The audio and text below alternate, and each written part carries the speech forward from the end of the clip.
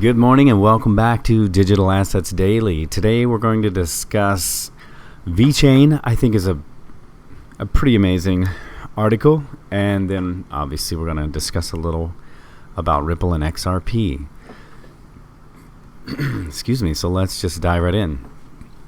In the altcoin news, Vechain, VET, one of the two crypto projects approved by Chinese regulators. I'm going to go into this article a little bit because I think it's pretty exciting, actually, and pretty amazing. Out of China, there were two crypto projects that are approved: Vechain, VET, and Parcel X, or GPX. I think that is exciting and huge if you're a Vechain owner or GPX. But since our focus is VET, we're going to stay on that. Vechain is one of the two crypto projects approved in China. China's attitude on blockchain technology improves. Vechain's development in the crypto space shows a progressive future of cryptocurrency adoption. Cryptocurrency adoption in China seems to be growing. The Cyberspace Management Bureau, a cyber-related agency in China, has released a list of 197 blockchain companies that are registered service providers in China. The list features top Chinese internet companies such as Baidu Blockchain Engine, Alibaba Cloud Blockchain as a Service, BAAS, Tencent, BAAS or TBAAS, and the BAS platform. The list also contains financial institutions including the China Xishang Bank and Ping, and insurance company. Again, there are only two projects approved in China. Only two crypto projects made it to the list: Vechain VET, which is a crypto project supply chain management service via blockchain technology. The other company to make it to the list is the Parcel X GPX, which will offer crypto-based parcel delivery services. Vechain Parcel X approval is great news to the crypto community, as it means that the two projects will be able to operate in China legally. This is great news considering China's strictness on cryptocurrency use. According to the notice the Bureau posted, the Bureau will carry out more research on cryptocurrency and pass on the relevant information to the relevant individuals and institutions. China is one of the significant countries in the cryptocurrency industry. Study shows that approximately 25% of the progressing blockchain projects in the world are in China, which is the highest number of blockchain projects in one country. Cryptocurrency use in China appears to be improving, which can be attributed to the friendlier regulations, as well as support for blockchain development. Various companies in China are embracing blockchain technology, such as IIB, a shipping conglomerate, and CSICL, a shipbuilding company. The fact that China is a big player in the crypto space, this decision affects the whole cryptocurrency industry. Approving the two crypto projects is a sign that China is becoming more favorable towards blockchain technology. It is expected to have increased investment in China's cryptocurrency sector. My apologies, let me put my phone on silent. Sorry for that. The approval of Vechain has brought about a lot of support from the crypto community. However, some members of the community remain confused. There is no doubt about Vechain's approval. It is registered under number 66, which happens to be considered a lucky number according to Chinese beliefs. Vechain's CEO commented on the approval, stating that it would certainly contribute to the development of the blockchain industry. It was the first step to standardize the environment in China, which will allow companies in China to incorporate blockchain technology without a negative attitude. Following the approval, Vechain has entered into partnerships with major companies such as BMW and Amazon, among others. This is clear indication that the company is increasing the adoption of crypto technology. So that is very exciting. And Vechain, I believe, will be up there fighting for success like XRP. Sure, those are our two favorites. It's no surprise here, so you will often hear them mentioned a great deal. This caught my attention, obviously, if you're looking at your screen, the skateboarder. I've been doing it professionally for 23 years, and literally half my life this year. Although the picture is a cruiser board, it's still cool to see. European Central Bank to consider ban on high-risk crypto assets report. Facebook's plan to build Libra, a digital asset that's backed by a basket of fiat currencies, has no shortage of detractors.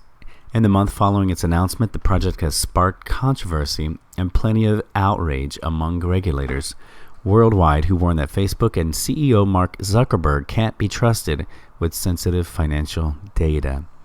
And they've had a lot of issues with data,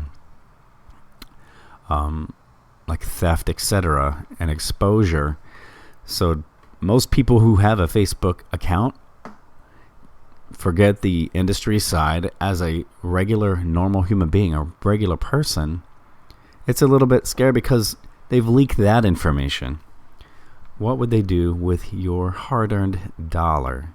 And I think that's where the governments are stepping in because they're concerned with that. But as a bank, I think they're more concerned because there's, I believe, a little over 2 billion people on Facebook, which would probably make them the largest bank, singular bank on the planet. And back into the story, and then there's the issue of billions of users. A digital currency in the hands of social media behemoth could, they believe, shake the global financial system to its core. The European Union will consider a possible ban on high-risk cryptocurrency projects and move to block the launch of Libra, according to the report. All right, we're going to keep going into more stories. I have a handful of them today. Some I had in a different file, but we haven't discussed them here on this channel. In Latin America, Ripple makes remittance waves. In Latin America, news comes this week that Santander Group is boosting its use of Ripple's technology to aid payments across what CoinDesk reported is a payment corridor in Latin America. Again, these stories, I'm going through just a brief information on what I feel are important for each story, just for this channel. As every single show we do here, the content will always be provided in the description below. All the links will always be there, so you can further research them yourself. And again, as always, you know, this is not financial advice. It is for entertainment purposes only. So let's go on to the next issue here. The Ripple supports Singapore's fintech hub aspirations with a new office. Singapore has publicly stated ambitions to be the world's leading fintech and innovation hub. It is also one of the biggest and busiest global trade centers, with many large multinational companies basing their regional treasury offices in the country. For these reasons, and to support our rapidly growing customer base across Asia-Pacific markets, including Standard Chartered, a Ripple investor, member of the RippleNet Advisory Board, and early adopter of blockchain technology to power payments. We are excited to announce we have opened a new office in Singapore, and it seems they opened it just in time for 2019. Swell. Sorry for that interruption there. If you could hear that, my dogs were really excited, so I had them go and close both doors. Ripple hires former Bank of America executive as head of regulatory affairs in the U.S. XRP currently bringing 80% of total trading volume on Ripple-funded Bitso exchange. And Ripple appoints former New York State Superintendent of Financial Services Benjamin Lawsky to its board, and Ron Will as CFO. I'm going to quickly go into this a little bit. Ripple today announced the date is November 21st, 2017. Again, some of this was in a other file, but we haven't discussed it here. I think it's important to bring it out now, showing connections that are also beginning to appear this year. That way it will be on this channel and you can have that to reply back to. Ripple today announced the appointment of Benjamin Losky, November 21st, 2017, the former New York Superintendent of Financial Services, to its Board of Directors, BOD, as well as Ron Will as Chief Financial Officer, CFO. Losky and will play central roles in Ripple's mission to achieve frictionless cross-border payments through the increased use of the digital asset XRP by financial institutions around the world. Benjamin Losky joins Ripple's board with more than 20 years of experience in every branch of government. At both the federal and state levels, he is widely recognized as the architect of the BIT license, New York's industry-leading regulation for digital asset businesses operating in the state. Losky served as New York State Superintendent of Financial Services from 2011 to 2015, where he regulated all New York State chartered banks. The majority of U.S.-based branches and U.S. subsidiaries of foreign banking institutions in New York. A distinguished voice in both the cryptocurrency world and financial services. Losky also served as co-chair of Governor Andrew Cuomo's Cybersecurity Advisory Board. After a tenure as the governor's chief of staff, he got a start as an assistant United States attorney in the Southern District of New York and as chief counsel to U.S. Senator Charles Schumer. Losky has also been a visiting scholar at Stanford University's Cyber Initiative. Ripple is a leading enterprise blockchain company in the world today and is one that truly understands the importance of regulation-enabled innovation, said Losky.